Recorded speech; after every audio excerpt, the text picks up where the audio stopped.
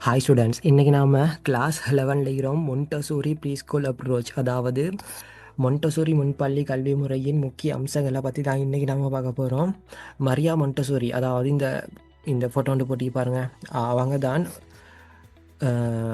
என்ன பண்ணுறாங்க அப்படின்னு சொன்னால், அவங்க உருவாக்கின கல்வி முறை தான் இது. குழந்தைகள் தங்கள் சொந்த விருப்பப்படி கற்றுக்கொள்வதற்கான ஒரு கல்வி முறையை உருவாக்குறாங்க.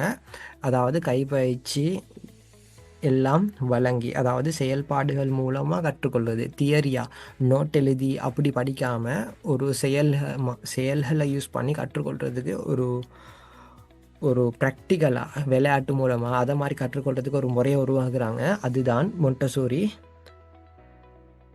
முறை. சரியா? இதில் முக்கிய கூறுகளை பார்த்தோம் அப்படின்னு சொன்னால், குழந்தை மையமாக அமைவது, சைல்டு சென்டர்ட். சிலதை பார்த்தோம்னா டீச்சர் ஓரியன்டாக இருக்கும். அப்படி இல்லாமல் குழந்தைகளுக்கு முக்கியத்துவம் கொடுக்குறதும் சுய பயிற்சி, செல்ஃப் டிரெக்டட் லேர்னிங்னு சொல்லுவோம். அதாவது ஒரு விஷயத்தை நம்ம நோட்டாக எழுதாமல் அதை நாங்கள் ஒரு ப்ராக்டிக்கலாக செஞ்சு பார்க்குறது. அது மாதிரியும் சுற்றுச்சூழல் மூலம் கற்றால், அதாவது சுற்றுச்சூழலை எக்ஸாம்பிளாக உதாரணமாக வச்சு படித்து கொடுக்குறதும். காம் ரெஸ்பெக்ட்ஃபுல் லேர்னிங், அதாவது அமைதியான கற்றல். ரைட்டா? இந்த இந்த இந்த கூறுகள் மூலமாக, இந்த கூறுகளை மையமாக வச்சு தான் இந்த விஷயத்தை, இந்த அப்ரோச்சை உருவாக்குறாங்க. மரியா மொண்டசூரின்னு சொல்லுவாங்க. அது அவங்களோட பேர், மொண்டசூரின்னு சொல்கிற. இது என்னத்தாண்டா 1907 என்ன பண்ணுறாங்க அப்படின்னு சொன்னால், காசா டே பம்பினி அப்படின்னு சொல்லக்கூடிய ஒரு பாடசாலையை உருவாக்குறாங்க.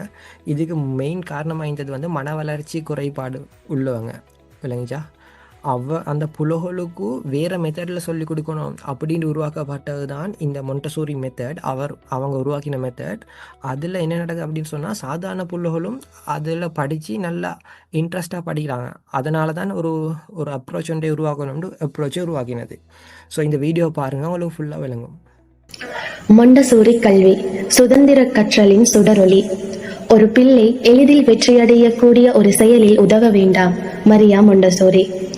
மொண்டசூரி கல்வி என்பது மரியா மொண்டசூரி உருவாக்கிய கோட்பாடுகள் அடிப்படையில் அமைந்தது. 1907 இத்தாலியின் ரோம் நகரத்தில் குறைந்த வருமானம் கொண்ட தொழிலாளர்களின் குடியிருப்பு பகுதியில் மரியா தன்னுடைய முதல் பள்ளியை துவங்கினார். அந்த பள்ளிக்கு அவர் கசாடே பம்பினி என பெயரிட்டார், அதாவது குழந்தைகளுக்கான வீடு.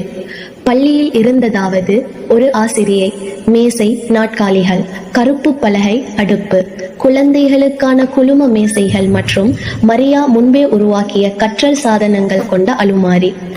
இந்த கற்றல் உபகரணங்களை மனவளர்ச்சிகள் உள்ள சிறார்களுக்கு எளிமையாக கற்றுத்தர உருவாக்கியவையாகும்.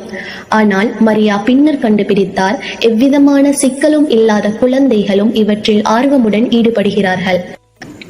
அவர் கவனித்த சில முக்கியமான அம்சங்கள்: குழந்தைகள் ஆழமான கவனத்துடன் செயல்களில் ஈடுபடுவது, ஒரே செயலை திரும்ப திரும்ப செய்வது, பொம்மைகள், இனிப்புகள், விருதுகளை விட பயனுள்ள செயலில் அதிக ஆர்வம் காட்டுவது, தாமதமாகவே கட்டுப்பாடும் பொறுப்பும் வளர்வது. இதன் அடிப்படையில் மரியா ஒரு முக்கிய முடிவுக்கு வந்தார். குழந்தைகள் சுதந்திரமாக செயல்படும் போது தாங்களாகவே கற்றுக்கொள்ளும் திறன் வளர்கிறது. அதனால் ஆசிரியர்கள் நேரடியாக கற்பிப்பவர்கள் அல்ல, வழிகாட்டிகளாக இருக்க வேண்டும் என்பது தான் மொண்டசூரி முறை. மொண்டசூரி முறையின் முக்கிய அம்சங்கள்: குழந்தைகள் தங்களுக்கு தேவையான பாடங்களை தேர்ந்தெடுக்கும் சுதந்திரம், திறந்த வகுப்பறைகள் மற்றும் சுதந்திரமாக இயங்கும் சூழல், சிறப்பு உருவாக்கப்பட்ட கற்றல் உபகரணங்கள், கலப்பு வயது வகுப்புகள், இடையறாத 3 மணி நேர கற்றல் நேரம், மதிப்பெண்கள் மற்றும் வீட்டுப்பாடங்களிலே மொண்டசூரி பயிற்சி பெற்ற ஆசிரியர்கள். இந்த முறை மிக விரைவில் உலகம் முழுவதும் பரவியது. அலெக்சாண்டர் கிராம்பல், தாமஸ் எடிசன் ஆகியோர் இதற்கு ஆதரவளித்தனர். Jimmy Wales, Gabriel Garcia Marquez, Larry Page, Sergey Brin ஆகியோரும் மொண்டசூரி முறையில் கல்வி பெற்றவர்கள். இன்றைக்கு மொண்டசூரி என்பது ஒரு பள்ளியின் பெயராக அல்ல, ஒரு உலகளாவிய கற்பித்தல் முறையாக அமைந்துள்ளது. உங்கள் குழந்தைக்கு சுயமாக செயல்படக்கூடிய, ஆர்வமுள்ள, பொறுப்புள்ள மனிதராக வளர வழிவகுக்கும் கல்வி முறையை நாடுகின்றீர்களா? மொண்டசூரி கல்வி முறையை தேர்ந்தெடுங்கள். கற்றலின் மகிழ்ச்சி அவர்களுக்கே சொந்தமாகும்.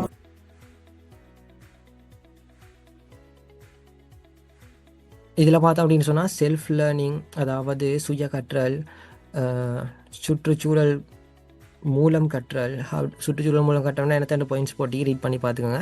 கைகளை பயன்படுத்தி ஹேண்ட்ஸ் ஆன் லேர்னிங்னு சொல்கிறது, கையை வச்சு கையால் என்ன சரி ப்ராக்டிக்கல் பண்ணி பிடிச்சி பிசைஞ்சு அப்படி படிச்சிடுறது. அடுத்த மிக்ஸ்ட் ஏஜ்னு பார்த்தோன்னு சொன்னால் சேம் ஏஜில் இருக்கிறவங்க கேட்க மாட்டாங்க. இப்போ 1லேருந்து 6 வயசு கீக்கிற புள்ளகோல் எல்லாமே ஒரே இதில் வைப்பாங்க.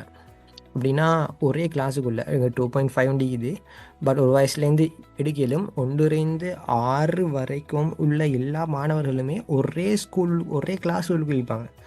ஒரே கிளாஸ் உள்ளுக்கு இல்லைங்கண்ணா. இப்போ பக்கத்தில் உட்காந்து கொண்டிருக்கிறோம் 2 வயசு ஆக்கிலும், அடுத்த பக்கத்தில் உட்காந்துட்டிக்கிறோம் 6 வயசு ஆக்கிலும், முன்னுக்கிறோம் 1 வயசு ஆக்கிடும். ஸோ அப்படி எல்லாமே மிக்ஸாக படித்து கொடுக்குற மெத்தட் தான் இந்த மொண்டசோரி மெத்தட். இப்போ தனித்தனி ஏஜ் குரூப் படி இவங்க போடுறல 2ஆம் ஆண்டிக்கிறவன் ஒரு குரூப், 3ஆம் ஆண்டி 3 வயசு சீக்கிறவன் 2 வயசு சீக்கிறவன்லாம் ஒவ்வொரு குரூப் அப்படி போடுறல எல்லாத்தையுமே உள்ளுக்கு மிக்ஸ் பண்ணி போட்டுட்ருவாங்க. அப்போ ஃப்ரீடம் வித் டிசிப்ளின், இந்த டிசிப்ளினை படித்து கொடுக்குறதும் கட்டாயமாக படித்து கொடுக்கணும். அதுலேயும் குட் டச் பேட் டச் அப்படின்ட்டு இது. ஸோ குற்ற உணர்ச்சின்னா என்ன அப்படின்னு சொன்னால், ஒரு விஷயம் நாம் இது செய்கிறது சரியா தப்பா, இது செஞ்சால் எனக்கு தப்பே, இது செஞ்சால் இது தப்பு அப்படின்னு சொல்லி கொடுக்குற குற்ற உணர்ச்சி ஒரு பிள்ளைக்கு ஏற்படுத்தணும்னா குட் ஹேபிட் பேட் ஹேபிட் நிற்கிது. குட் ஹேபிட் பேட் ஹேபிட்டை படித்து கொடுக்குற காலம் போயிட்டு குட் டச் பேட் டச்சை படித்து கொடுக்குற காலம் வந்துருச்சு. குட் ஹேபிட் பேட் ஹேபிட் படித்து தரணும் தான் அடுத்த கிளாஸில் பார்ப்போம். அது டிப்ளமா லெவல்களில் என்னத்தை எப்படி படித்து கொடுக்கணும்னு கட்டாயம் படித்து கொடுக்கணும். இல்லாமல் இல்லை, குட் டச் பேட் டச்சை படித்து கொடுக்கணும். குட் டச் பேட் டச் அப்படின்னு சொன்னால் ஒரு பெண், நான் எக்ஸாம்பிள் சொல்கிறேன். சில குழந்தைகள் இருக்கிறாங்க ப்ரீ ஸ்கூல் குழந்தைங்க. இப்போது ஒரு ஆண் குழந்தை பெண் குழந்தை எடுத்தேன்னு சொன்னால் தவறான இடத்துகளுக்கு முத்தம் கொடுத்துட்டு போவாங்க பாய் சொல்லிட்டு. அப்போ அப்படி நடக்குது, நான் பார்த்திடும், கண்ணார பார்த்திடும். எங்கே பிடிக்கணும் எங்கெங்கே பிடிக்கக்கூடாதுன்றது அந்த பிள்ளைகளுக்கு உம்மா வாப்பா பெற்றோர், அதாவது பெற்றவங்க, பிள்ளைய பெற்றவங்க தான் பெற்றோர், அவங்களே சொல்லி கொடுக்கல அப்படின்னு சொன்னால் 2வது வளர்க்கக்கூடியவங்க ஆசிரியர்கள். நீங்கள் சொல்லிக் கொடுக்கணும். நீங்களும் சொல்லிக் கொடுக்காட்டி இது பிறகு போகல வெக்கமே இல்லாத ஒழுக்கம் இல்லாத குழந்தைகள் உருவாவாங்க. கேட்டுச்சா? ஒழுக்கம் என்னத்தனை நோட்டி இது பார்த்துவோங்க. ஒழுக்கம் இல்லாத, அப்போ ஒழுக்கத்தை சொல்லிக் கொடுக்கணும்னா குட் ஹேபிட் பேட் ஹேபிட் மற்றும் குட் டச் பேட் டச் கட்டாயம். குட் டச் பேட் டச் நிறைய ப்ரீ ஸ்கூலில் நாங்கள் அனலைஸ் பண்ணி பார்த்தோம், படித்து கொடுக்குறது இல்லை. ஸ்ரீலங்காவில் நம்ம என்பிசி கீழேயே கிட்டத்தட்ட 600-800 ப்ரீ ஸ்கூலில் இருக்குது. அப்போ அப்படி பார்க்கவே அங்கேயே படித்து கொடுக்கலன்றப்போ அடுத்த ப்ரீ ஸ்கூல்ஸ் எல்லாம் படித்து கொடுக்க மாட்டாங்க. ஏன்னா NPC registered pre school standard ஆகிக்கும். ஆனால் அப்படின்னு இல்லைன்றப்போ தான் இன்னும் பிரச்சனை. ஏன்னா நான் இது இன்ஃபார்ம் பண்ணிடணும். இப்போ நீங்கள் சும்மானே ஃப்ரீயாக தான் படிக்கிறீங்க, நான் ஒரு ஷோர்ட்டாக கை வேலைப்பாடு ஒரு 10 வீடியோ போட்டுட்டு இந்த சர்டிஃபிகேட் எடுத்துகிட்டு போன்னு சொல்கிறது இல்லை. சரியான சமுதாயத்தை உருவாக்கணும்னா ஒழுக்கமான சமுதாயத்தை உருவாக்கணும். ஒழுக்கம்டா என்னத்தன்னா, ஒழுக்கம் என்பது ஒரு மனிதன் தன்னை கட்டுப்படுத்தி கொண்டு நெறிமுறைப்படி நேர்த்தியுடன் வாழும் இயல்பாகும். அப்போ சரியாக வாழ வைக்கணும்னா சரியான சமூகத்தை உருவாக்கணும்னா சரியான குழந்தைகள் உருவாகணும். குழந்தைகளை சொல்லிக் கொடுக்க சின்ன புள்ள தானே பேரண்ட்ஸுக்கிறாங்க, சரியா? சின்ன புள்ள தானே இல்லை, நிப்பாட்டுங்க. சின்ன புள்ள இல்லை, இதுகள் சின்ன பிள்ளையில சொல்லிக் கொடுத்தா தான் பெருசாகல கட்டுப்பாடோடிங்க. சரியான நெறிமுறையை சொல்லிக் கொடுக்கணும். ஒன்றும் இல்லை இல்லைங்கண்ணா. அப்போது குட் ஹேபிட் பேட் ஹேபிட்டை பிரிங்க. ஏன்னா அதை வேறு நான் என்ன போட்டு சொல்லணும் இல்லை, விளங்கு தானே. குட் ஹேபிட் பேட் ஹேபிட் கட்டாயம், குட் டச் பேட் டச் கட்டாயம். Good habit bad habit PDF download அடித்தாலும் எக்கச்சக்கமாக கூகுளில் கமெண்ட்ஸ் கிடைக்குது, சரியா? நாங்கள் வேண்டாம், நாங்கள் எடுத்தாரோம், பிரச்சனை இல்லை, கட்டாயமாக கொடுங்க.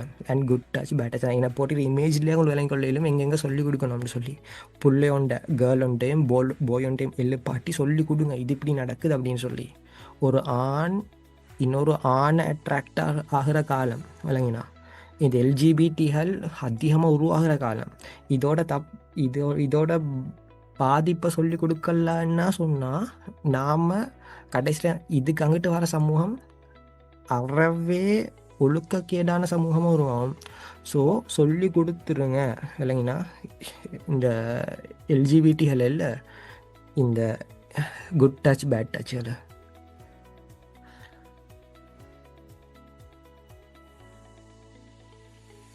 மொண்டசோரி ஆசிரியர்களின் பணிகள்: குழந்தையை கவனித்து அவளுக்கேற்ற விருப்ப சூழல் ஏற்பாடு செய்வது.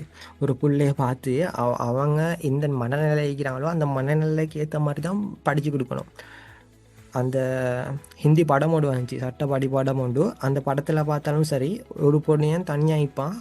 அப்போ அவனுக்கு அவனுக்கு அவனுக்கு ஏற்ற மாதிரி அவன் படித்து கொடுப்பாங்க அந்த அமீர் கான் அந்த படத்தில்.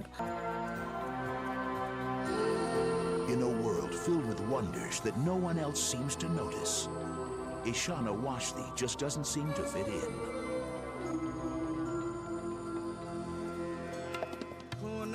Rejected by all. Ishan! Get out!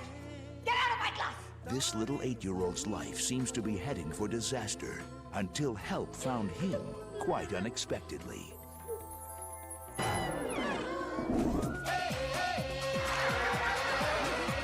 Starring one of Bollywood's most celebrated actors, Aamir Khan. One of Bollywood's biggest successes ever. Like stars on earth. அப்போ அதை மாதிரி ஒரு புள்ள அவனுக்கு வருது இல்லைன்னா அப்போ அதை கொஞ்சம் கேர் எடுத்து அந்த துண்டை எக்ஸ்பிளைன் பண்ணி விட்ற அவங்க விளங்குற மாதிரி. அதுக்கப்புறமா நேரடியாக கற்றுக் கொடுக்காமல் தூண்டுதல். இப்போ எப்படி சொல்லுவோமே, இது இப்படி எழுதுன்னு சொல்லி கொடுக்கறது இல்லை, இதை தூண்டுறது. ஒரு விஷயத்த அவனுக்கு அதை நான் சொல்லிக் கொடுக்காம அந்த விஷயத்த இவனாக செய்கிறதுக்கு தூண்டுறது. இல்லாட்டி நாங்கள் செஞ்சு கொடுக்காம கையால் வரைஞ்சி காட்டி இப்படி செஞ்சு கொடுக்காம அவனை தூண்டுறது இல்லைங்களா. ஸோ இதான் டீப்பாக படிப்பீங்க. ஒவ்வொரு குழந்தையும் வந்து தனித்தனியாக கவனிக்கிறது. நான் மேலே சொன்ன மாதிரி தனித்தனியாக கவனிக்க வேணும். அப்புறம் அமைதியான பொறுமையான மனப்பாங்கு. சில டீச்சர்ஸை பார்த்தோம் அப்படின்னு சொன்னால் அவங்களே தடமாத்தான் இல்லைங்கண்ணா. அவங்க தடமாத்தான், அவங்க கத்தி கொண்டு புலோ கத்தினா அவன் சேர்ந்து கத்துற இல்லை. ஒரு தாய், ரெண்டாவது தாய் அடுத்து அமைதியாகிக்கணும். அமைதியாக அவங்களுக்கு ஏற்ற மாதிரி அவங்களோட ஸ்டைலில் அவங்கள ஸ்டடி பண்ணி படித்து கொடுத்தா பெஸ்ட் ஆகிக்கணும். ரைட்டா? அதோட முகாமைத்துவம், வகுப்பு அமைப்பு அமைதியாக ஒழுங்காக இருக்கும். இதில் வந்து ஒரு இதில் பேசிக் தெரியுமா, சைலண்ட் ஆகிறது. சைலண்ட் அண்ட் காமாகவும் ஒரு நார்மல் என்வாயர்மெண்ட்டில் போகிறது. அந்த வேர்ல்டு ஆஃப் பேங்க் ஸ்ட்ரீட் மாதிரி கத்தி கொண்டிருது இல்லை. இது வந்து ஒரு அமைதியான முறையில் போகிறது தான் இந்த மொண்டசோரி மெத்தட். சரியா? கடுமையான கட்டுப்பாடு இல்லாமல் இருக்கும் இந்த இதுகளில். ஆனால் ஹைஸ்கோப்லாம் அப்படி இல்லை, அதிலலாம் கட்டுப்பாடுகள் கூட. மொண்டசோரி முறையின் நன்மைகள்: சுயநினைவு, சுய பொறுப்பு, நம்பிக்கை வளர்ச்சி, சுதந்திரமான மற்றும் அமைதியான கற்றல் சூழல், உளவியல் மற்றும் சமூக திறன் வளர்ச்சி, குழந்தைகள் விருப்பம் கற்றல்.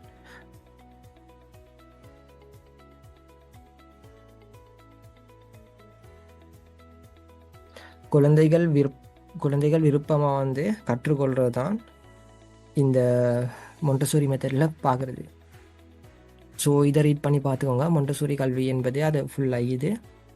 அண்ட் இதை பார்ப்போம். இது வந்து இப்போ நான் ஆல்ரெடி படித்த அப்ரோச்சஸில் டோட்டலாக போட்டிக்கிறேன். முக்கிய வேறுபாடுகள் என்ன, தனித்துவமான அம்சங்கள் என்ன அப்படின்னு சொல்லி. இப்போ ரெஜியோமியில் பார்த்தோன்னு சொன்னால் குழந்தைகள் தலைமையிலான திட்ட அடிப்படையிலான கற்றல் தான் ரெஜியோமியில் அழியுது.